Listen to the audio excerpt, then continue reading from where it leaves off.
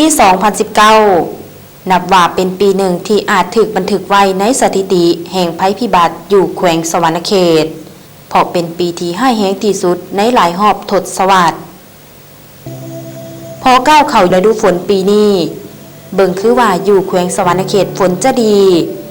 แต่พอฮอดยามผลิตนาปีฝนซ้ำผัดแรงในขณะที่ชาวเกษตรกรบางส่วนกำลังจะหมดหวังกับการปักดำนาปีอยู่นั้นฝนก็เริ่มกลับมาตกหลายขึ้นและหลายโพดผลที่ตามมาก็คือแล้งโพดและท่วมโพดเมื่อเป็นเช่นนี้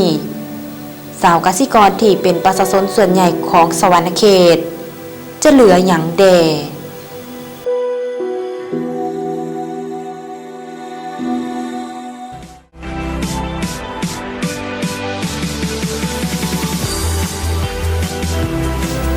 ภัยพิบัติแม่นภัยที่ก่อให้เกิดความเสียหายต่อชีวิตและทรัพย์สินโดยส่งผลกระทบต่อสภาพเศรษฐกิจและชีวิตการเป็นอยู่ของคนในสังคมทั้งระยะสั้นและระยะยาวภัยพิบัติแบ่งออกเป็น2ประเภทคือภัยพิบัติทางธรรมชาติและภัยพิบัติที่มนุษย์สร้างขึ้น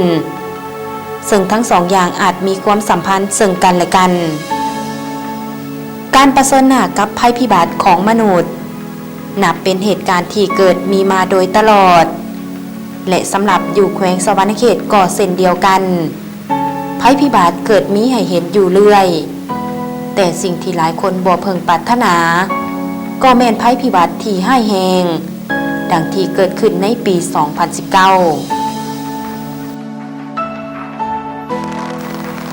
พอก้าวเข้าฤดูฝนของ 2019 ฝนก็เริ่มตกให้เห็นประจักษ์ตาแต่พอฮอดต้นฤดูการผลิตนาปีแต่เดือนมิถุนาหาเดือนกรกฎดินฟ้าอากาศก็แห้งแล้งการปักดำนาปีล่าช้าส่งผลกระทบต่อชาวเกษตรกรชาวสวรรณเขตซึ่งเป็นประชาชนส่วนใหญ่ของแขวงเพราะปักดำนาปีได้เพียงแต่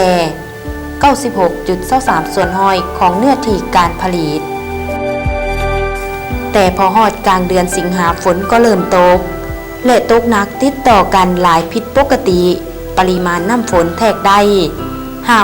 577มิลลิเมตรเฉพาะแต่วันที่23หา24สิงหาเกิดฝนตกแห้งตกดนในทั่วทุกพื้นที่ของแขวงเฮ็ดให้ระดับน้ำในสายเซต่างๆของแขวงเพิ่มขึ้นอย่างไววาพื้นที่การผลิตหนองสระฝ่ายกั้นน้ำของประชาชนจำนวนหนึ่งขาดท่วมน้ำได้สู่เส้นทางและขัวไหลบ่อนถึกเสาะเจือนเปเพสถานการณ์ยังบ่หยุดอยู่เพียงแต่เท่านั้นในระหว่างวันที่30สิงหาหา1กันยาสัมผัสมีพายุโพดุลเข้ามาเฮ็ดให้เกิดฝนตกหนักทั่วแขวงและสถานการณ์ยิ่งให้แรงขึ้นไปอีกเมื่อพายุดีเปรซันกาจิกิพัดเข้ามาตื่มอีกแต่วันที่2หา6กันยาส่งผลให้แม่น้ำสายสำคัญต่างๆเพิ่มขึ้นกลายเขตอันตรายโดยเฉพาะแมนเซละนองเซสังซอยเซโปนและเซบังเหียงซึ่งน้ำได้ขึ้นสูงเป็นสถิติใหม่ในรอบ50ปีเมื่อเป็นเช่นนี้แล้วพวกเฮามาลองวาดภาพน้ำกันเบิ่งว่า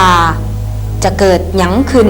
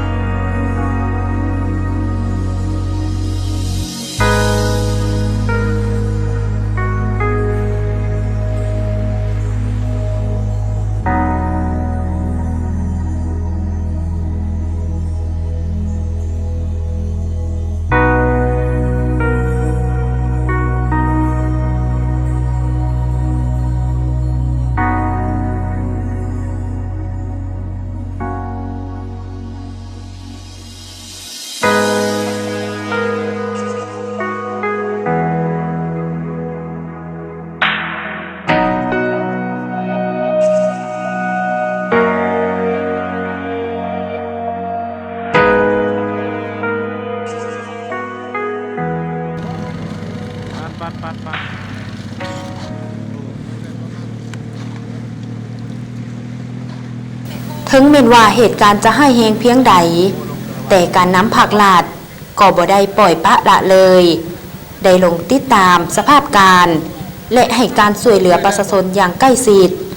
พร้อมทั้งแจ้งเตือนให้ประชาชนติดตามสภาพอากาศและเฝ้าระวังกะเกียมการป้องกันล่วงหน้าในจุดที่หล่อแหลมโดยมีกำลังป้องกันชาติป้องกันความสงบสุขกำลังสาวหนุ่มและมหาชนทุกภาคส่วนเข้าร่วมเป็นกำลังแหงเกียมพร้อมรับมือกับภัยพิบัติตลอด24ชั่วโมงพร้อมนี้ก็ยังกะเกียมพาหนะต่างๆเช่นรถ6ล้อ2คันเรือของแขวง12ลำและจากศูนย์กลาง10ลำ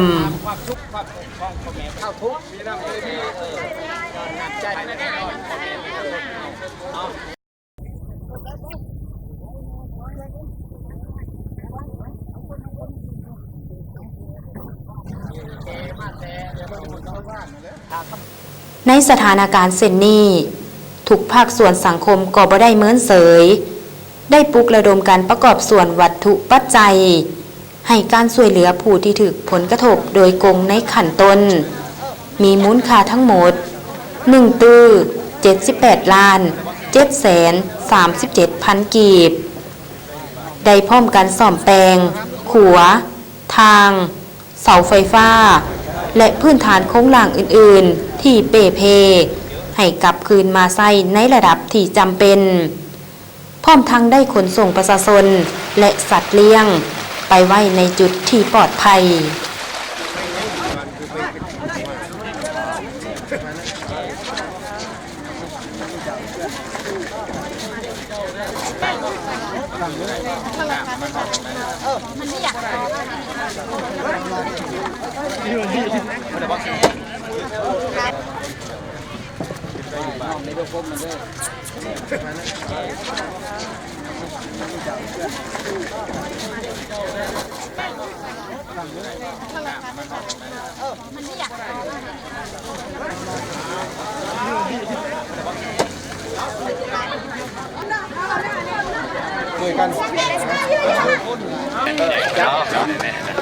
เอามาแก้ไขก่อนแก้ไขก่อนถึงอย่างใดก็ตามพื้นที่การผลิตหลาย10,000 เฮกตาร์ที่ถูกน้ำท่วมพื้นฐานโครงล่างจำนวนหลวงหลายที่ยังบ่ได้รับการแก้ไขตลอดฮอดชาวบ้านหลายหมื่นคนที่ถูกกระทบยังตกระกำลำบากบางบ่อนเขาเจ้ายังขาดข้าวกินและทรัพย์สินต่างๆก็ได้จมหายไปกับน้ำท่วมแล้ว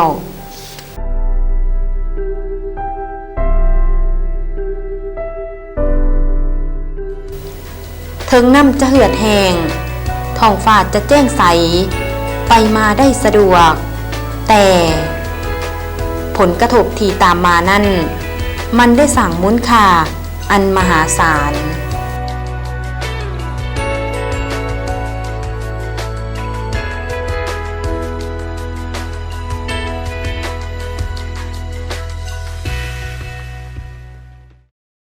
ประชาชน